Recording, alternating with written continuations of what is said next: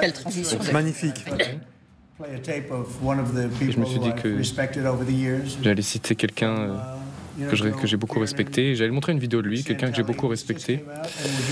Voilà, je voulais montrer un exemple de ces excellents chiffres. Up 0.8%. That is almost triple the expectations. I'll tell you, the income numbers, really, for the first 4 months of the year, they're stellar.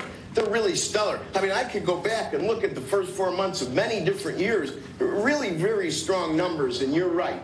This administration is criticized for just about everything under the sun. I've never, ever in my lifetime had glimpses into the politics of an administration in the form of transparency like this one. Why don't we be, give credit where credit is due. Income really shooting up. Rick, I also thought everybody was going to get one last order of imports that were going to be tariffed, and they were loading up on things. How the hell they already fix the trade, or not fix it, but to cut it in half? That's crazy. So there wasn't a lot of front loading of things that they needed before the tariffs hit. Yeah, I'll tell you what, it really does call into question some of the conventional wisdom. And, it's going to be interesting to see what happens next month when we get this number, or we see some of the other numbers like current accounts, see how they fared. Because I don't know, I've been watching these numbers a long time. I don't think I've ever seen the trade deficit cut in half. Je pense pas déjà m'avoir vu le déficit commercial réduit de moitié comme ça. Not bad. C'est pas mal.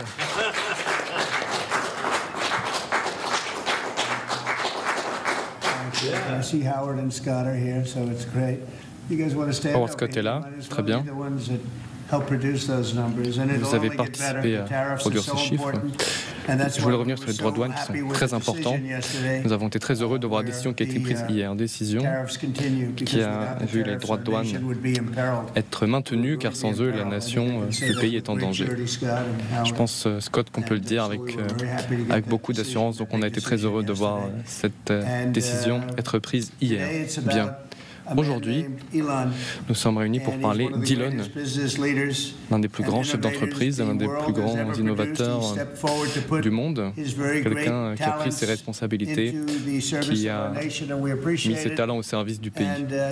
Nous l'en remercions. Elon a travaillé, n'a pas ménagé ses efforts et a lancé un programme de réforme de l'État et de l'administration absolument sans précédent.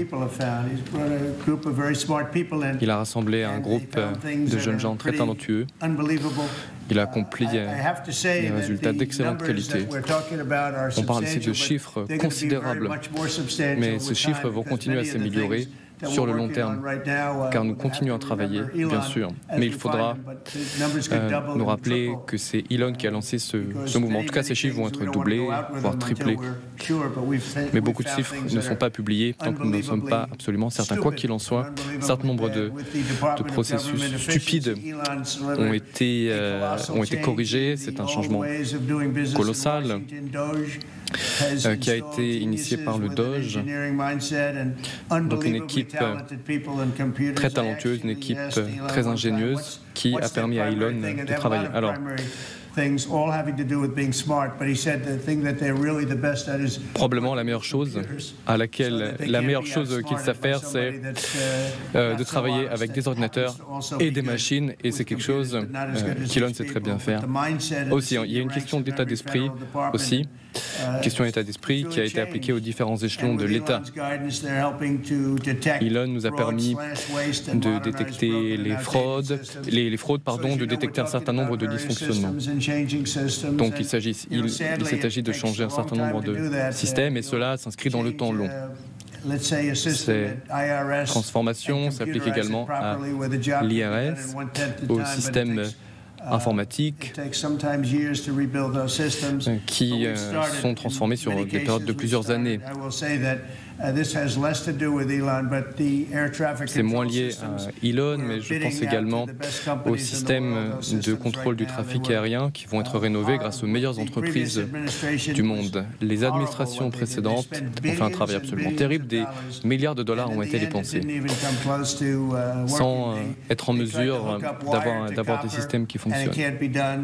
Des milliards donc, de dollars ont été gaspillés, voire pire, les systèmes de contrôle de trafic aérien ont été détériorés. C'est ce sur quoi nous travaillons, c'est un dossier important et nous comptons avancer très vite. Donc ces travaux sont en cours et une fois que le système sera opérationnel, il pourra fonctionner pendant une trentaine d'années. Donc, nous avons des difficultés avec le système, avec les connexions au sein du système actuel. Ça ne peut pas fonctionner. Et l'injonction entre le niveau local et le niveau national en termes de communication ne fonctionne pas bien. Donc l'argent du contribuable américain a été dilapidé sur ce dossier. Nous avons mis fin à beaucoup de contrats, à beaucoup de choses excessives. Des procédures judiciaires sont en cours. Tu t'en rappelles, Elon, nous avons dénoncé des milliards de fraude. Doge, par exemple, a permis de mettre fin au programme de diversité et d'inclusion du gouvernement pour plusieurs milliards de dollars. Doge a permis de mettre fin au programme de logement de certains migrants à New York, et également pour des milliards de dollars, alors que les conditions n'étaient pas remplies, ainsi que des bourses qui étaient données pour la diversité et l'inclusion en Birmanie, ou pour le changement des comportements sociaux en Ouganda, plusieurs milliards d'euros également, améliorer l'inclusion des migrants dans d'autres pays. 2 milliards de dollars à cet endroit. Pour Stacey Abrams, une militante de l'environnement. 2 milliards de dollars à cet endroit, donc, dans les comptes de son association. 2 milliards de dollars pour une cause de cette nature. 20 milliards de dollars à côté de cela, dépensés pour une autre association. Donc pas 200 000, pas 20 millions, mais 20 milliards. And now all of a sudden, she gets hit with an infusion of $2 billion just before I take office. Donc ces subventions avaient été ces subventions avaient été augmentées avant que je débute mon mandat. Ou alors Sesame Street, programme de Sesame Street en arabe, ou sur les souris transgenres. Donc autant de programmes qui n'ont aucun sens. Nous avons d'autres choses à faire avec l'argent du contribuable américain. Nous nous engageons à le faire. Le Doge va être impliqué de manière permanente, va continuer à travailler. Une fois que nous allons donc faire passer une loi en ce sens, nous allons la faire passer au Congrès.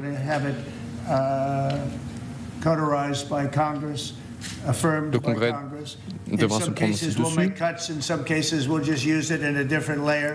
Tout cela pour faire économiser aux contribuables américains des centaines de milliards de dollars. Doge a également modernisé le système de retraite de l'État, le système d'impôt sur le revenu. C'est ce que nous faisons avec Doge. Beaucoup. Donc, Elon et son équipe vont continuer à travailler. Elon va continuer à être présent. Doge, c'est le bébé d'Elon Musk, si vous voulez.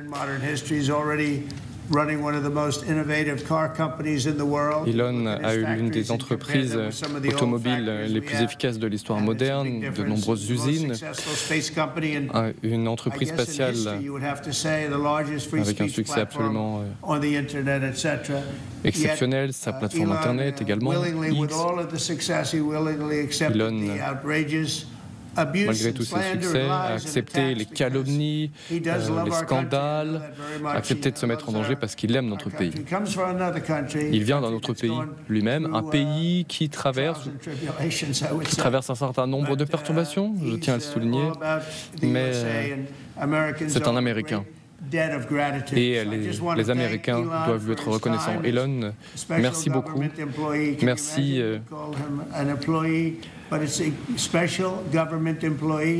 C'est un salarié, un employé du gouvernement américain, un serviteur du gouvernement américain de très haute qualité, de très haute tenue. Grâce à lui, nous allons réussir à économiser peut-être même plus de 3% du budget fédéral. C'est ce que nous avons lancé. Nous sommes sur notre trajectoire. Nous allons rendre sa grandeur à l'Amérique. Nous avons été il y a peu en Arabie Saoudite ainsi que dans d'autres pays du Golfe, 3 pays en tout, le Qatar, les Émirats Arabes Unis et l'Arabie Saoudite, comme je le disais. Une excellente expérience que de visiter ces pays. Le prince héritier d'Arabie Saoudite, les remerciements de Donald Trump à Elon Musk à la tête de la commission à l'efficacité gouvernementale. Vous venez de l'entendre, mon invité de ce soir, Sylvie Bermann, bonsoir. Bonsoir. Quand vous voyez cette scène dans le bureau ovale, une scène assez surréaliste, puisque quand on voit le bilan tout de même d'Elon Musk, 2 milliards d'économies, c'est 1000 fois moins que ce qu'il avait annoncé au début de sa commission. Et pourtant, Donald Trump dit très clairement, il a réussi à remettre le système en place, a mis ses talents au service du pays. Que voyez-vous dans cette scène-là ? Alors, bien évidemment, il a gonflé le bilan d'Elon Musk, puisque c'était son programme à lui. Et quand il parle des souris transgenres ou d'autres réussites d'Elon Musk, on voit bien que tout ça ne correspond pas totalement à la réalité. Mais il ne souhaite pas se fâcher avec Elon Musk. Et d'ailleurs, Elon Musk non plus, parce qu'il peut être dangereux à l'extérieur, dans la mesure où il a son réseau social. Et puis, Donald Trump peut aussi, finalement, être très brutal avec quelqu'un qu'il considère comme un ancien collaborateur. Donc, ils ont intérêt à se séparer à l'amiable, et c'est ce qui se passe aujourd'hui, d'autant plus que Elon Musk a beaucoup perdu dans l'affaire, en particulier en ce qui concerne Tesla. Quand on voit tous les revers ces derniers temps du président Donald Trump, avec des recours en justice pour plusieurs dossiers, que ce soit Harvard, que ce soit les droits de douane, est-ce qu'on se rend compte, en voyant cette scène, qu'aux États-Unis, on arrive peut-être à bout d'un système que Donald Trump voulait changer? Est-ce que véritablement les États-Unis, même par ordre exécutif, peuvent être véritablement changés dans le fond, d'une certaine manière, avec des États fédéraux qui ont leurs propres lois, qui donc ne donnent pas l'État fédéral au-dessus de tout ça finalement? Oui, d'ailleurs c'est ce qui se passe un peu avec la Californie. À un moment, la Californie avait dit que si Donald Trump était élu une deuxième fois, elle demanderait son indépendance. Donc on voit bien effectivement qu'il y a ces pouvoirs à côté du pouvoir fédéral. Mais c'est pas fini, Trump, c'est quelques mois et il a bien l'intention d'imposer un certain nombre de programmes qui correspondent aux souhaits de son électorat. On voit ces 2 hommes, Donald Trump toujours avec le même accoutrement, et puis Elon Musk, t-shirt, casquette. Pourtant, on se rappelle de Volodymyr Zelensky qui avait été accueilli d'une certaine manière, pas très élégante, quand il est arrivé avec le même accoutrement. Oui, mais tous les 2 sont sans foi ni loi, sauf leur loi, et donc tout leur est permis. Et d'ailleurs, la différence avec la précédente conférence de presse d'Elon Musk, c'est qu'il n'a pas son fils sur l'épaule. Pas son fils sur l'épaule, ou en tous les cas pas de mise en scène des enfants cette fois-ci. Il est vrai que Elon Musk, il y avait eu beaucoup de rumeurs sur le fait qu'il quitte à un moment la Maison-Blanche. Certains disent c'est pour rassurer ses investisseurs parce qu'il a écorné son image à force d'être trop proche de Donald Trump, comparé aux clients de Tesla, par exemple, qui étaient vraiment des personnes de San Francisco, de Californie, qui achetaient ces voitures électriques. Est-ce que là, il y a tout de même une division au sein de 2 mondes qui est apparue et auquel eh bien, Elon Musk a dû faire face? Oui, parce que vous avez le monde MAGA et de l'autre côté, vous avez un peu les bobos ou effectivement les gens de gauche qui effectivement circulent en Tesla et d'ailleurs qui ont mis des petits panneaux. Pour remercier de ce que vous avez fait. Disant que... The luck on this is amazing. Large luck. Well, let me say perhaps a few words. Je vais peut-être dire quelques mots. This is not the end of Doge, but really the Ce n'est pas la fin du Doge, c'est plutôt le début. My time as a special government employee necessarily had to end. It was a limited time. Mon mandat en tant qu'employé spécial du gouvernement était limité, 130 jours. So that you know, it comes with a time limit. Donc voilà, c'était circonscrit dans le temps. Mais l'équipe de Doge ne va faire que se renforcer dans le temps. L'influence du Doge va également se renforcer. En fait, c'est un mode de vie. Ça va se diffuser dans tout le gouvernement et j'ai bon espoir qu'on verra 20 milliards d'économies, ou plutôt 1000 milliards de gaspillage qui vont être réduits. In terms of an FY25 to FY26 delta are over 160 Les différences représentent 160 milliards entre l'exercice 2025 et 2026. Et nous pensons pouvoir bientôt atteindre 200 milliards. Je trouve que l'équipe du Doge fait un travail extraordinaire. Ils vont continuer.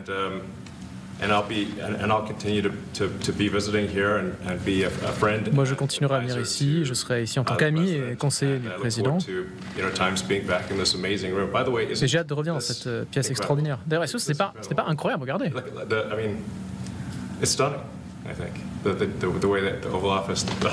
Extraordinaire. La manière dont le président a complètement redécoré le bureau ovale. J'adore le plafond doré. Oui, ça fait un moment que c'est là. En fait, c'était du plâtre. Personne ne voyait les aigles qui étaient là-haut. Et nous, on a mis ça en valeur. C'est une pièce maîtresse. C'est de l'or 24 carats. Tout le monde adore ça. Et maintenant, tout le monde le voit parce que les gens viennent dans le bureau ovale. Je pense que le bureau ovale a la majesté qu'il mérite grâce au président. Donc, il me tarde de continuer à être conseiller auprès du président. Je continuerai à appuyer l'équipe du Doge. Et nous poursuivrons inlassablement nos travaux pour réduire les dépenses de 1000 milliards de dollars, ce qui bénéficiera à terme aux contribuables américains. Voilà, c'est tout. Merci, Monsieur le Président. Merci, très beau travail. Merci. Merci, Monsieur le Président. Le Président a dit que vous aviez traversé les outrages. Oui, alors certains des médias présents dans cette pièce ont été à l'origine de ces outrages.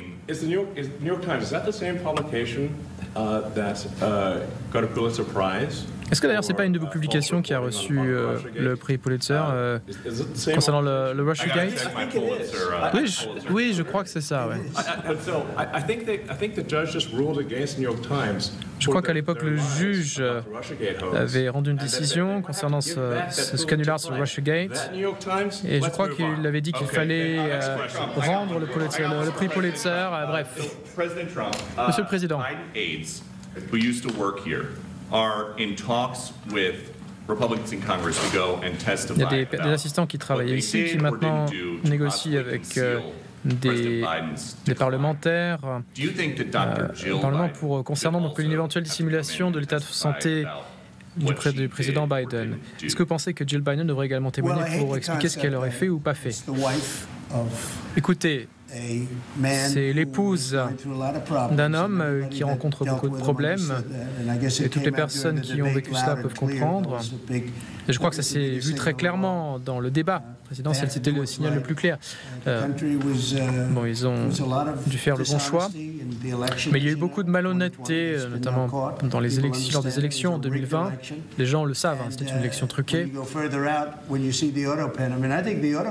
Et si on regarde par exemple le stylo automatique, je pense que ça va s'avérer le plus grand scandale de tous les temps, puisqu'il y a quelqu'un ou un certain nombre de personnes qui l'ont fait fonctionner. Parce que je connais Joe Biden. Joe Biden était en faveur de l'ouverture des frontières, il était prêt à laisser 21 millions de personnes d'asile psychiatrique, de prison, des membres des gangs à rentrer dans ce pays. Il était totalement en faveur de cela. Et qui a signé les différents décrets sur les frontières, qui a fait vraiment reculer notre pays énormément? Ça a été extrêmement mauvais pour le pays.